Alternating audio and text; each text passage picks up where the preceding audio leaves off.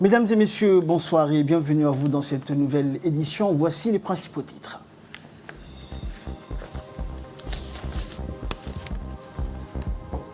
Le président de la République a reçu une importante délégation de parlementaires américains.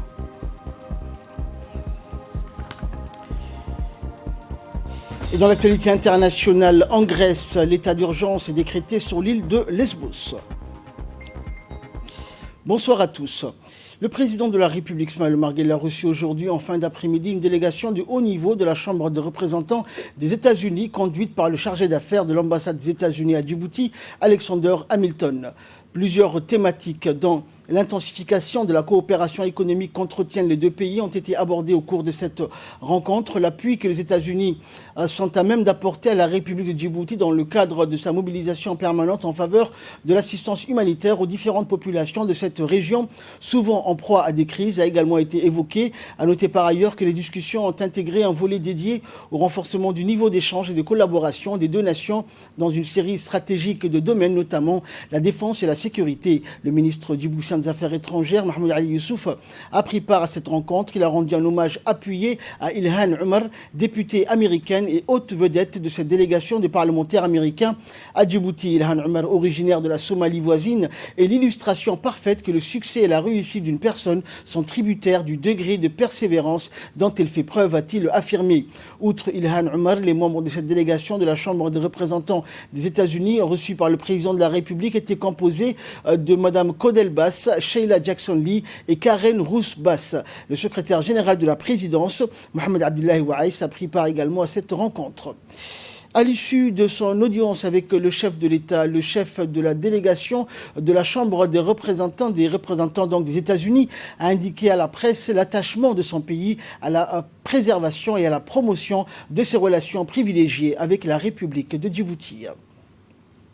Et dans son intervention, le chef de la diplomatie djiboutienne et porte-parole du gouvernement, Mahmoud Ali Youssouf, a décrit la visite de cette délégation des parlementaires américains comme un gage supérieur de l'intérêt que portent les États-Unis pour notre pays. On l'écoute.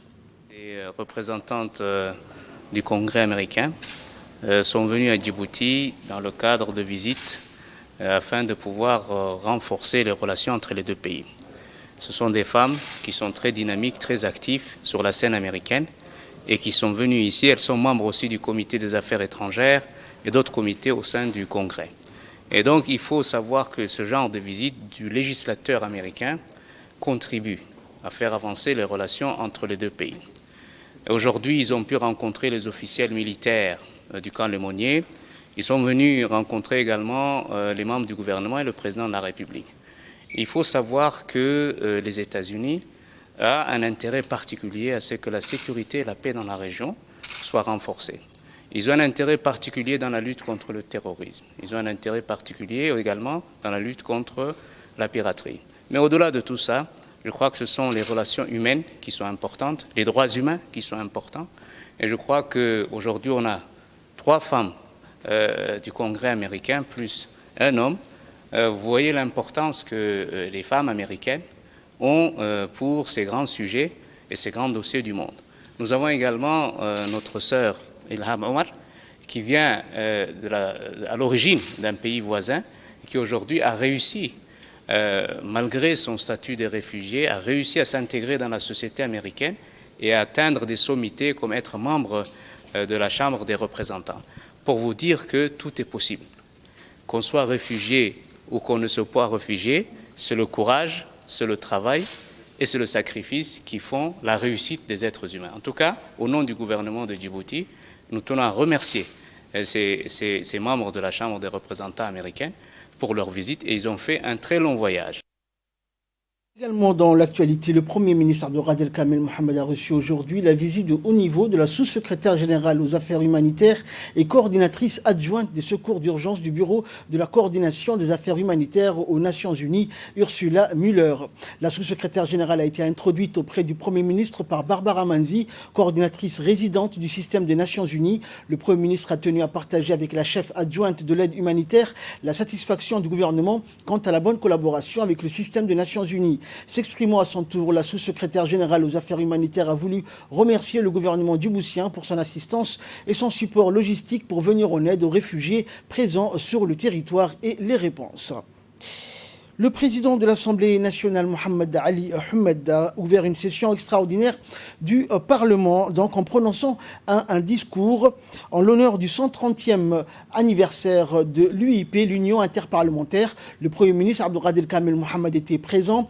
Par ailleurs, le Parlement de Djibouti a contribué à promouvoir l'UIP et son 130e anniversaire. Le Parlement est devenu membre de l'UIP en 1981 et depuis 2017, l'UIP collabore étroitement avec le Parlement djiboutien pour l'aider à améliorer ses fonctions législatives de représentation et de contrôle. La loi électorale a été amendée en janvier 2018. Désormais, 25% des sièges parlementaires sont occupés par des femmes. Le représentant de l'Union européenne et l'ambassadeur de France à Djibouti se sont exprimés donc. Et le président de l'Assemblée s'est dit très satisfait que Djibouti célèbre l'anniversaire de l'UIP qui s'est efforcé tout au long de ces 130 dernières années d'apporter des solutions équilibrées aux problèmes mondiaux, de contribuer à définir les principes et normes du droit international et de promouvoir la diplomatie intergouvernementale en matière de relations internationales.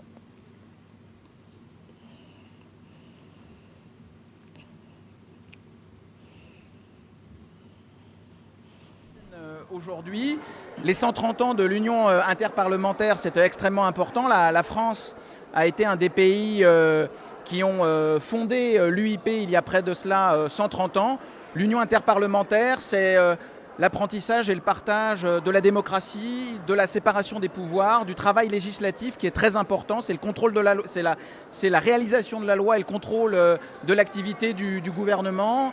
Et avec tous nos partenaires, les Nations Unies, l'Union européenne, avec d'autres États, on est très heureux d'avoir participé aujourd'hui à la session inaugurale de l'automne. Et j'espère pouvoir revenir très régulièrement à l'Assemblée nationale de Djibouti, que je remercie de son accueil. Merci beaucoup. Et par ailleurs, le président de l'Assemblée nationale s'est félicité de l'anniversaire de l'institution parlementaire internationale fondée en 1889 et a aussi annoncé la prochaine organisation d'un sommet du Parlement africain consacré aux relations statutaires et de coopération interparlementaire. On l'écoute.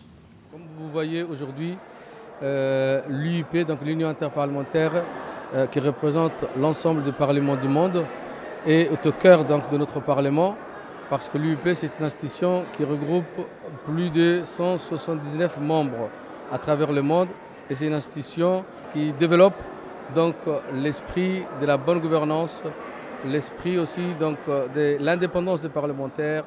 Et c'est une institution qui est censée dépouiller le Parlement à travers le monde. Et le Parlement de Djibouti a présenté pas mal de projets. Et l'UIP aujourd'hui est à nos côtés. Et c'est là, aujourd'hui, vous voyez vous-même, parce qu'elle est au cœur de notre institution et elle nous a accompagnés dans la mise en place du plan stratégique de l'Assemblée nationale que nous sommes en train donc, de finaliser. Et à travers ce plan stratégique, donc, on sait où on va. Donc, c'est un plan stratégique qui date de 2018 à 2023. C'est que le Parlement pourra faire donc, en une seule législature. Donc, nous remercions infiniment le comité exécutif de l'UIP qui ne ménage aucun effort pour promouvoir la démocratie, pour promouvoir la bonne gouvernance à travers le monde. Et l'Assemblée de Djibouti est un membre actif de cette institution. Et cette année, nous fêtons donc le 130e anniversaire de cette institution. Et parmi l'exposition, donc, il y a aussi une exposition qui concerne notre pays, qui concerne Djibouti, les avancées de Djibouti en termes de développement des infrastructures portières. Et nous sommes fiers aujourd'hui de représenter l'UIP à Djibouti. En nouvelle nationale, toujours, le ministre des Affaires étrangères et de la coopération internationale, porte-parole du gouvernement, Mohamed Ali Youssouf, a reçu aujourd'hui dans son bureau Ursula Müller, secrétaire générale assistante pour les questions humanitaires et coordinatrice adjointe pour les urgences, accompagnée de la coordinatrice résidente du système des Nations Unies à Djibouti, Barbara Manzi. Le chef de la diplomatie djiboutienne et Ursula Müller ont examiné les voies et moyens de raffermir et de renforcer les liens de coopération privilégiés entre Djibouti et le système des Nations Unies. Le ministre a rappelé que la région de la Corne de l'Afrique demeure la région du continent qui a connu le plus de troubles et de crises ces dernières années, notamment le conflit entre l'Éthiopie et l'Érythrée, la guerre au Soudan du Sud, la révolution du Soudan et la guerre au Yémen. Le ministre a évoqué également la stabilité et la sécurité que Djibouti a su préserver malgré les années difficiles de la Corne de l'Afrique d'une part et de l'autre part ses initiatives de paix pour la région, notamment la Somalie, le Soudan du Sud et le Yémen qui ont bénéficié de la contribution de Djibouti aux efforts de paix et de stabilisation ainsi que de l'assistance humanitaire et ce à travers l'accueil des évacués des zones de conflit, des réfugiés et des personnes déplacées. Le ministre de l'Éducation nationale et de la formation professionnelle a reçu aujourd'hui dans son cabinet son homologue éthiopien, le ministre de l'Éducation d'Éthiopie, donc Dr Geremo Huluka, qui était accompagné d'une forte délégation. Le secrétaire général du ministère, Mohamed Abdallah Mahyoub, et le directeur général de l'enseignement ont pris part à la rencontre. Le ministre Moustapha Mohamed Mahmoud a fait un état des lieux de l'école djiboutienne aujourd'hui, puis il a fait le point sur les réformes en cours ainsi que les projets qu'il est en train de mettre en œuvre pour renforcer la qualité des enseignements apprentissage. Il a abordé également la question de la formation professionnelle qui est un levier majeur pour lutter contre le chômage et la précarité. À ce titre, le ministre a obtenu de son homologue éthiopien l'octroi de bourses universitaires et de formation professionnelle à une première vague d'une 30aine d'étudiants. Et le ministre éthiopien, de son côté, a longuement rappelé les relations historiques, culturelles et fraternelles ainsi que l'intégration économique en cours entre l'Éthiopie et Djibouti. Il a ensuite plaidé pour l'accès des enfants de la communauté éthiopienne résidente à Djibouti au système éducatif national, une cause qui lui tient particulièrement à cœur, a-t-il souligné. Et dans cette perspective, il a demandé à son homologue djiboutien un soutien pour le projet de construction d'une école éthiopienne à Djibouti.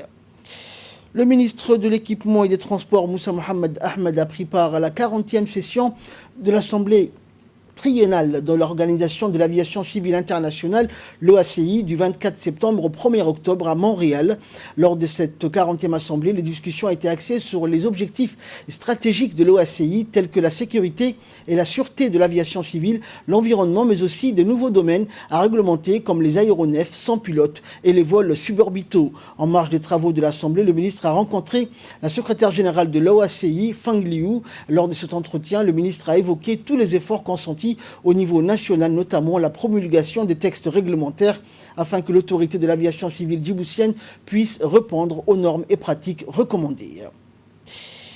Le ministre de la décentralisation, Hamoudou Mohamed Aramis, a reçu hier la visite de courtoisie et de premier contact du nouvel ambassadeur de France à Djibouti, Arnaud Guillois, qui a pris ses fonctions le 17 août dernier. Le ministre a tout d'abord souhaité la bienvenue à l'ambassadeur et par la même occasion lui a présenté aussi, ainsi qu'au gouvernement et au peuple français, ses sincères condoléances suite au décès de l'ancien président français Jacques Chirac. Le ministre a ensuite enchaîné avec la présentation des prérogatives de son département dédié à l'importante réforme de la décentralisation, tout en mettant en exergue l'existence d'une volonté politique au plus haut niveau pour faire avancer cette importante réforme. Il a rappelé la transversalité de son département. Il a également présenté les réalisations de son département au cours des 3 années, dont le Code des collectivités territoriales en cours de validation. Il a beaucoup parlé également de la situation de nos concitoyens, des zones reculées et d'accès difficile, ainsi que ses démarches de proximité pour entrer en contact avec les concitoyens et voir avec eux leurs besoins les plus élémentaires et en premier l'action du désenclavement. Le ministère de la Femme et de la Famille a organisé le 29 septembre dernier au Sheraton Hotel un atelier sur la restitution de l'évaluation mi-parcours de la politique nationale genre portant sur la matrice d'action 2011-2016 et d'autre part de la sensibilisation du plan d'action de la résolution 1325 et autres résolutions connexes du Conseil de sécurité des Nations Unies sur les femmes, la paix et la sécurité mise en place par Djibouti.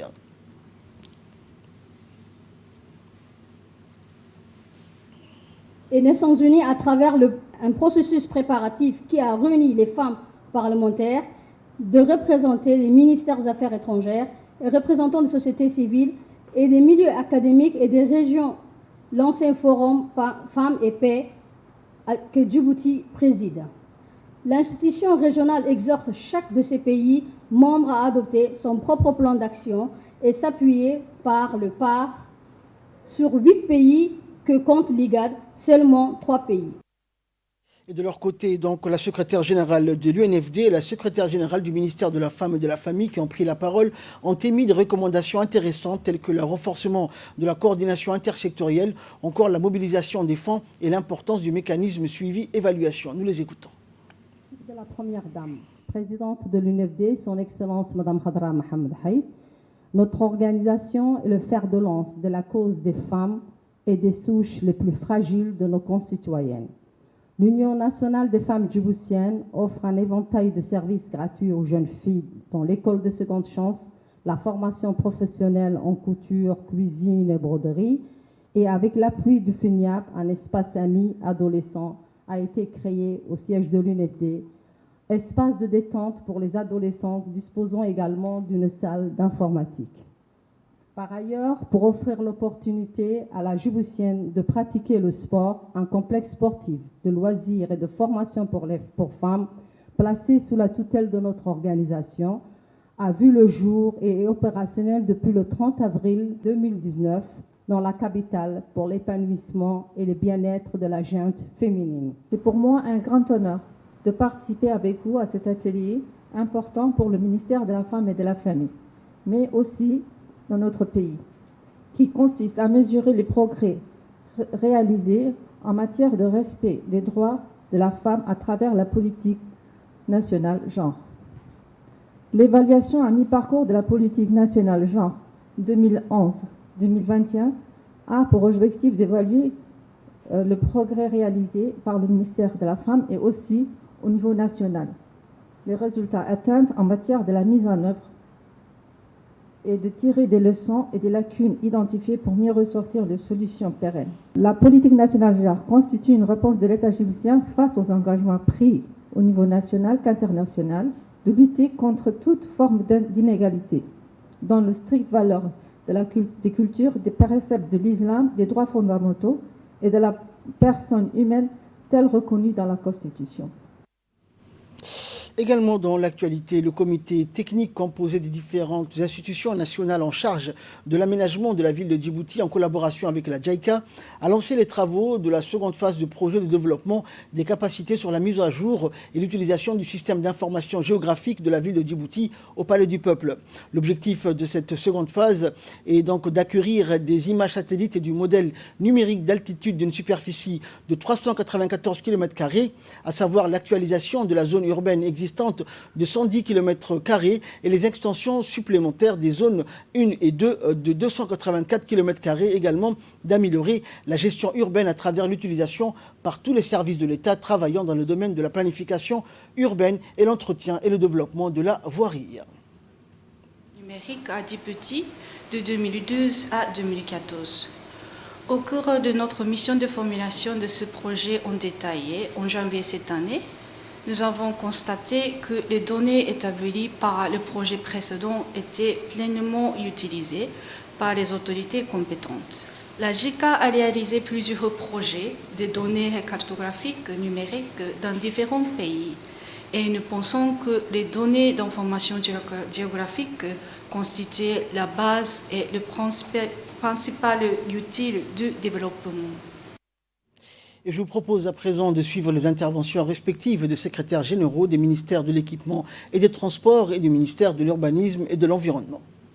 Un grand honneur et un immense plaisir pour moi aujourd'hui de représenter le ministère de l'Équipement et des Transports et de me retrouver encore une fois devant vous en coprésident avec mon collègue du ministère de l'Urbanisme, de l'Environnement et du Tourisme, le lancement officiel de la seconde phase du projet sur la mise à jour et l'utilisation du système d'information géographique de la ville de Djibouti. Comme vous le savez, nous avons signé en mars 2019, donc mars dernier, une convention de partenariat avec le peuple frère et ami du Japon sur le développement des capacités de mise à jour et l'utilisation des données géographiques de la ville de Djibouti et de ses agglomérations.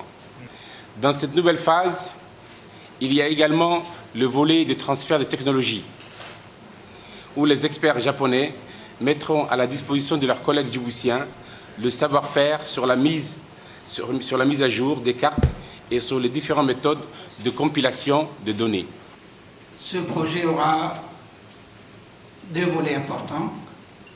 D'abord, il permettra d'assurer la couverture numérique de près de 400 km², Dans la première phase, on avait couvert déjà 110 mètres carrés.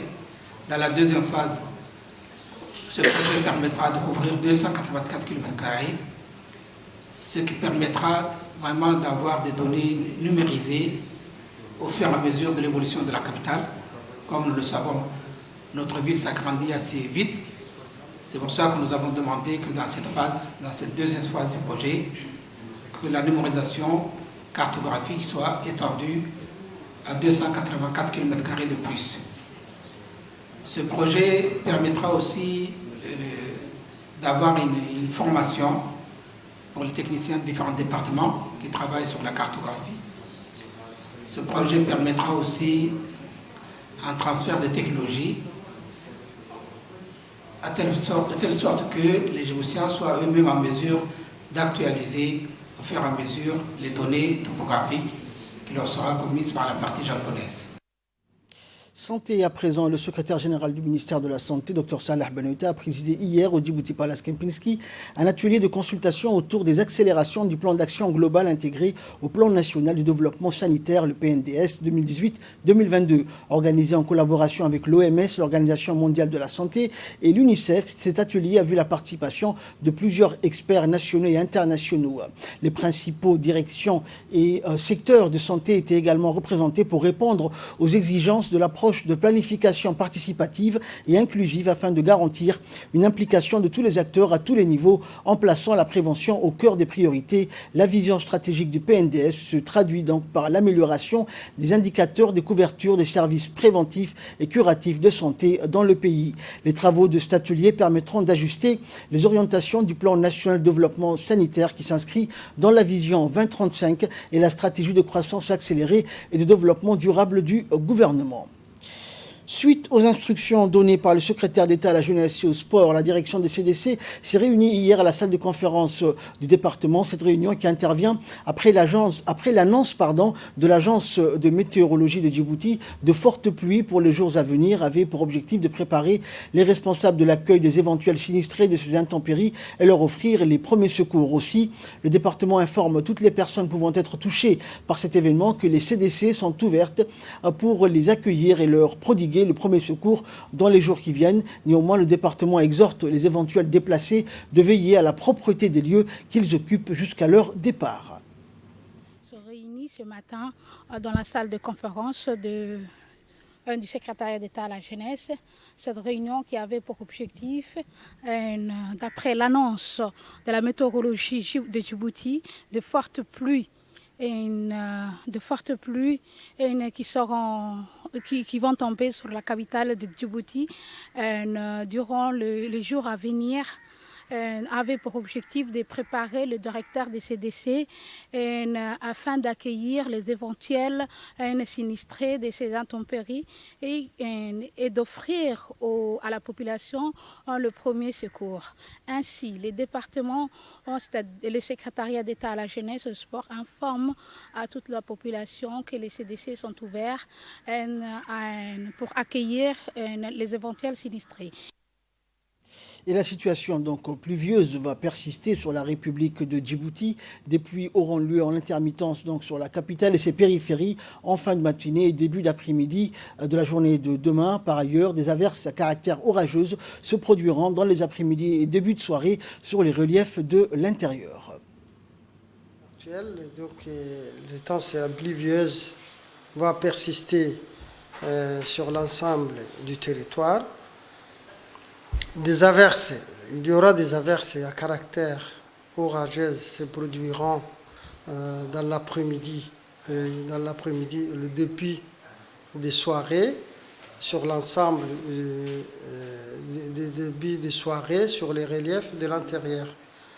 Donc la situation actuellement, ça persiste, mauvais temps, donc le temps est toujours, le ciel est toujours nuageux. On espère en voir toujours d'ici 3-4 jours, il y aura toujours le mauvais temps qui va persister et risque de donner toujours quelques averses dans le pays. En tout cas, il pleut aussi toujours dans les régions de l'intérieur, surtout le sud. Mais à partir d'hier, il y avait situation de nuages convectifs qui étaient installés sur le golfe d'Aden. Et ces nuages-là, ça nous a donné des pluies vraiment un peu fortes, surtout au côté littoral, surtout au bord et Tajoura, toutes ces régions. Hier, vraiment, il y avait beaucoup de pluie. Même on a enregistré 75 mm de pluie même hier. Mais d'habitude, ces derniers temps-là, surtout la plupart, la pluie, surtout ces derniers temps, au sud du pays, surtout à Lissabié, même quelquefois à Dikhil et toutes ces régions-là. Et justement, donc, nous nous rendons à Tadjoura donc, pour observer et constater les dégâts donc, de ces pluies diluviennes qui se sont abattues hier donc, dans la ville blanche. Quelques dégâts matériels et destruction de quelques habitations dans les quartiers vulnérables. L'eau est montée en effet jusqu'à 50 cm dans certains quartiers. En quelques heures, tous les oueds qui composent la ville de Tadjoura ont été débordés et ont bloqué la circulation de la route nationale 9 jusqu'à dans l'après-midi. Il a plu quelques 76 mm d'eau en quelques heures. Il s'agit de la plus importante pluie qui a touché donc la région et les zones côtières. La route nationale 9 a subi la montée des crues d'oued, d'inondations et endommagé les pistes. Ces pluies saisonnières sont les bienvenues pour la population mais exaspèrent une partie de la population vulnérable. Le préfet de la région de Tadjoura, Hassan Dabeli Ahmed, appelle donc la population à la vigilance face aux risques électriques pouvant provoquer des accidents ou des électrocutions, de l'arrachage des lignes à haute tension et des poteaux qui sont tombés sur la voie publique. L'intensité de l'événement a surpris la population et la préfecture multiplie les interventions pour un retour à la normale. Et enfin, pour clore l'actualité nationale, le nouveau préfet de la région d'Ali-Sabié, Moussa Adel Migane, s'est rendu dans la journée du lundi à la sous-préfecture de Holhol, accompagné d'une forte délégation. Accueilli par le sous-préfet de Holhol, Mahdi Chiroua, et le colonel Mohamed Jama, de l'école militaire de Holhol, le nouveau préfet Adel Migane a d'abord remercié la population pour son accueil et a évoqué dans son allocution le but de sa visite. Cette réunion, donc, plusieurs personnalités ont pris la parole et les différentes personnalités donc, politiques et civiles présentes lors de cette réunion de concertation. Ils ont tous souhaité la bienvenue au nouveau préfet, mais aussi proposé des recommandations et formulé des doléances, d'où le nouveau préfet donc, a pris des notes. La délégation a ensuite visité plusieurs services publics comme le camp militaire, l'école primaire, le collège d'enseignement moyen, le centre médical et la nouvelle gare de la localité de Holhol. Et de là, nous passons à l'actualité internationale. Nous vous le disions en début de cette édition, l'île grecque de Lesbos est en état d'urgence d'après le HCR concernant donc la crise des migrants en Europe. La suite avec Fardous Hussein. D'après le Haut-Commissariat des Nations Unies pour les réfugiés, plus de 10 000 migrants ont accosté sur les îles grecques de la mer Égée en septembre, 5 000 rien qu'à Lesbos. Face au flux de migrants, le Haut-Commissariat aux réfugiés a créé une unité d'accueil près de la côte. Les personnes recueillies trouvent de la nourriture et sont examinées par des médecins avant de partir pour le camp de Moria. D'après l'Agence des Nations Unies pour les réfugiés, le flux de migrants représente un défi majeur pour la Grèce et l'Union européenne. En septembre, plus de 10 000 personnes sont arrivées sur les îles de la mer Égée, près de 5 000 à Lesbos seulement. Le gouvernement grec, avec le soutien de l'Union européenne, doit prendre des mesures et transférer sur le continent environ 4 000 réfugiés et migrants.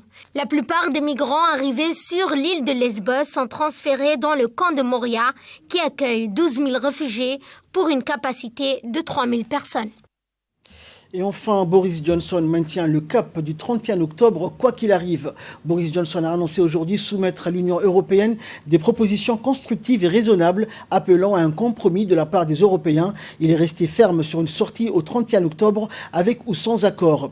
Et le Premier ministre britannique donc, a réitéré sa promesse de soumettre à l'Union européenne l'offre finale sur le Brexit dans son discours de clôture du Congrès du Parti conservateur. Boris Johnson qui a assuré que l'accord du Brexit qu'il va présenter dans la journée à l'Union européenne était un compromis de la part du Royaume-Uni, a appelé donc l'Union européenne à faire un compromis à son tour. Il n'est pas entré dans le détail de ses propositions, mais a averti qu'en cas de rejet de son plan, le Royaume-Uni était prêt à une sortie sans accord. Et selon ses services, ces propositions formelles doivent permettre de conclure un compromis juste et raisonnable pour éviter un Brexit sans accord, aux conséquences potentiellement chaotiques pour l'économie britannique. Mais si Bruxelles ne noue pas le dialogue sur cette offre, alors alors ce gouvernement cessera de négocier jusqu'à ce que nous ayons quitté l'Union européenne le 31 octobre, ont-ils prévenu dans un communiqué. C'est tout pour ce journal. Merci à vous de l'avoir suivi. Excellente soirée sur Télé Djibouti.